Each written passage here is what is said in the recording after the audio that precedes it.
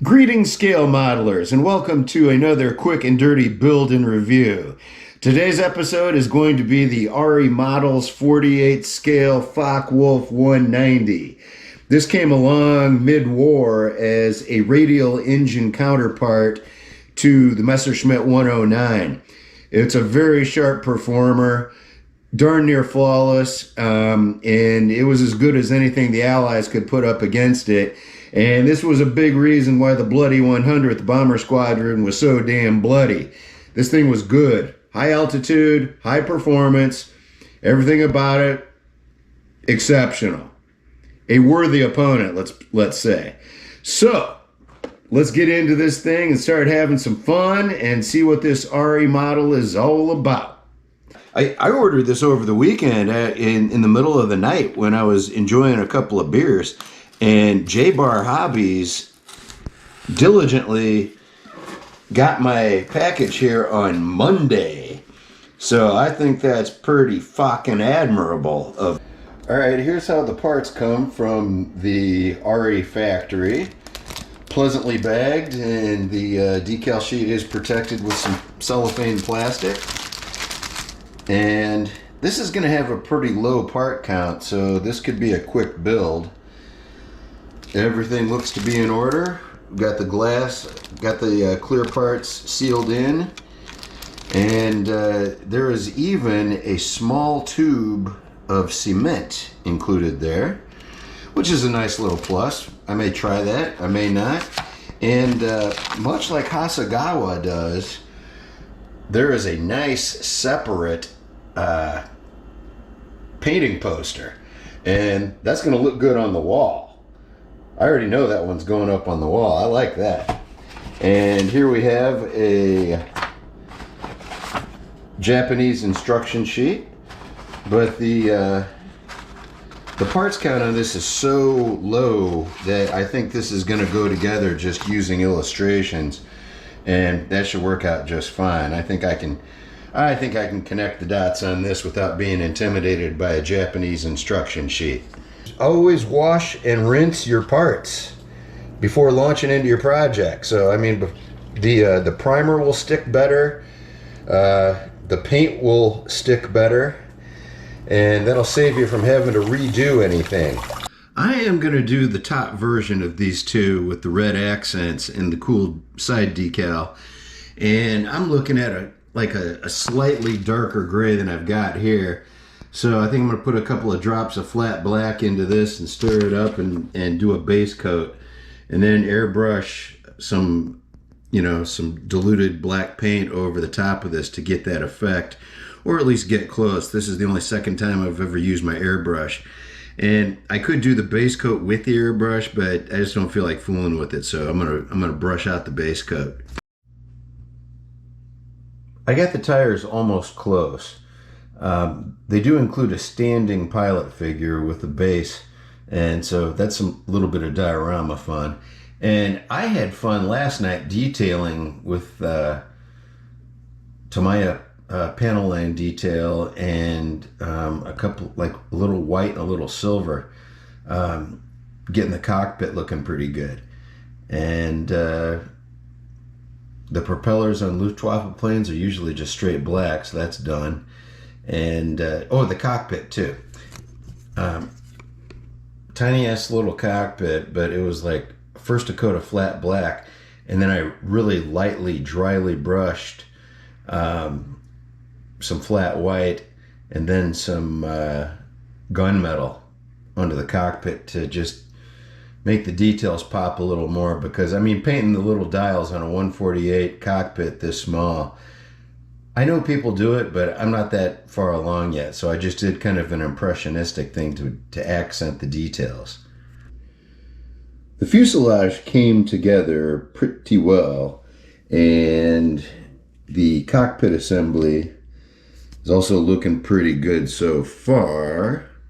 One issue with these Arii parts is they're a bit brittle, and I'm checking on the manufacturer date of this, but I've already had 2 or 3 things where parts, like a landing gear strut, broke in the middle of the part. And the tail wheel broke. just out of sheer brittleness. And so the plastic is a bit more temperamental than I'm used to. So, I've already got 2 compound fractures already, and I've just done, this is like one of the first or second steps of the assembly process. I painted this a base color of sky gray because the underside needs to be gray according to the box.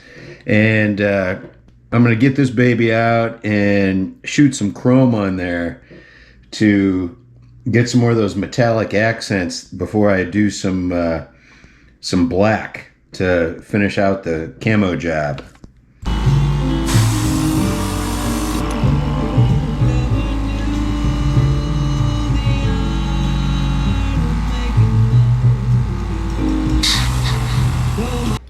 Scale modeling, friends, this model has been one unexpected disaster after another. And let me count the ways. This broke across the middle when I was trying to press it into the body. All right, so that means bad parts fit and flimsy plastic. The tail wheel, which was my first introduction to this wonderful modeling experience, it just broke off again. So this will be my second repair on that. And the parts fit is so, let's just say, ungood that I gotta putty this, and the grand mal bone fracture along the wing assembly. And so there's some, well, I branched out a little bit and used some Tamiya gray putty instead of my usual favorite, the white. And everybody else primes after using putty. I just give it 2 hours, sand it off with some 300 grit sandpaper from Harold's True Value Hardware up the street, and I get back going with the project. But this FW190 is FW FUBAR, and I'm not even halfway through.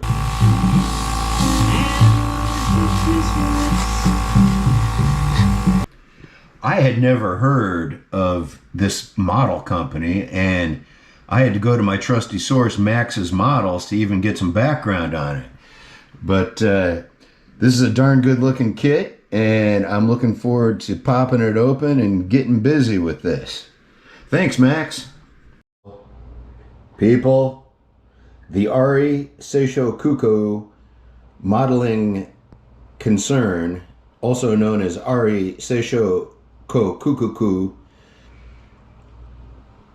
they're here to give us problems, people. I gotta cut out stock styrene because that broke off because I was trying to install the wing. We know it's got to be better than this. Scale modelers, I put it to you. Should any cement exist that is less adhesive than the touch of your fingers? And what I'm saying is the glue should be strong enough that the part wants to stay in place more than it wants to stick to your fingertip or the tips of your tweezers. It should be able to, no glue should be sold in the United States of America if it is too pussied out to be stronger than the adhesiveness of tips of tweezers or of your goddamn fingertip. If that glue can't hold apart more than the adhesion that God gave your fingertip and the part wants to stick to your fingertip instead of to the glue, you may not sell it in my country.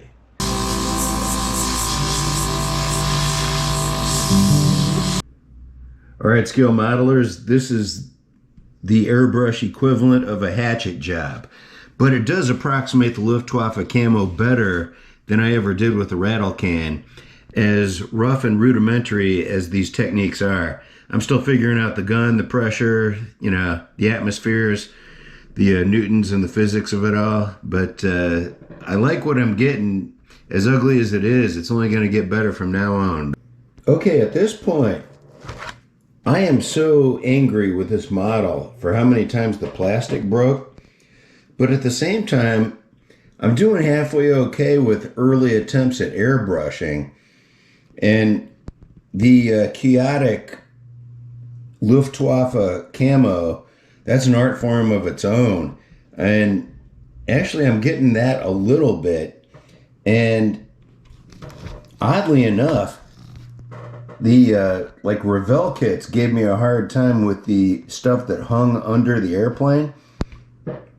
And this Arii kit, all those little under details, those parts are working great, and the landing gear are working great.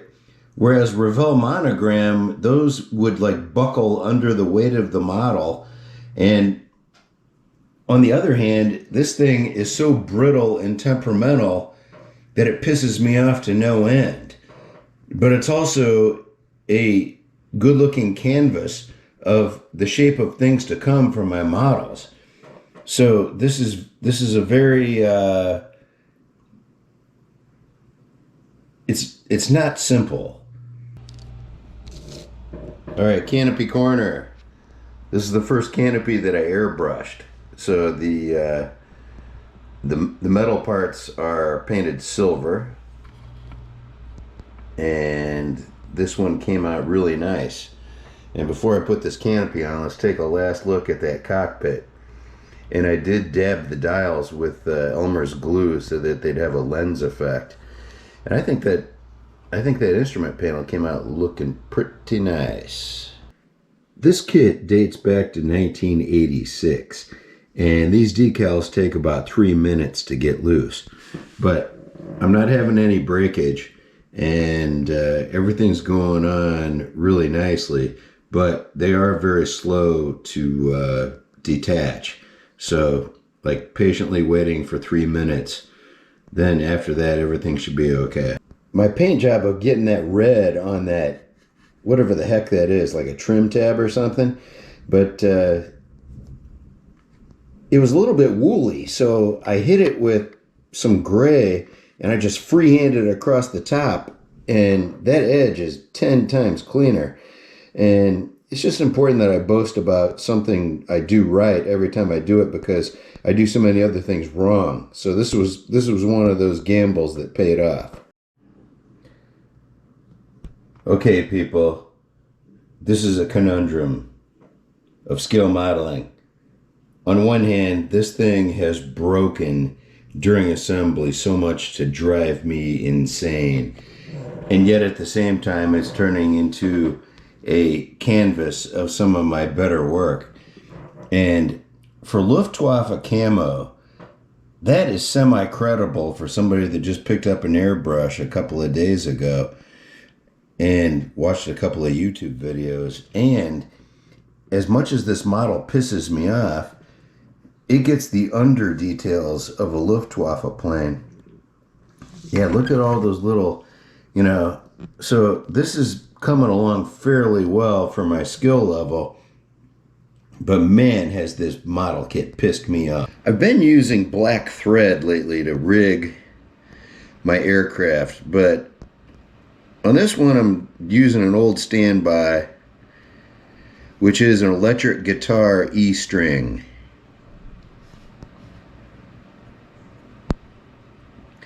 And Elmer's glue.